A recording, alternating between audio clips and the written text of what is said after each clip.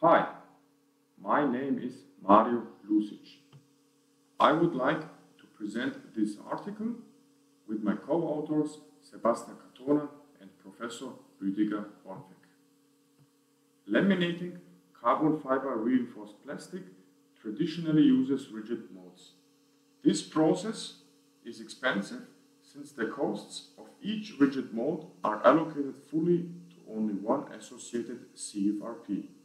Therefore, using form-flexible molds is beneficial because it would eliminate the conventional restriction that each CFRP geometry needs one single rigid mold. Creating form-flexible molds by using pin-type tooling results, however, in a discrete pin accumulation.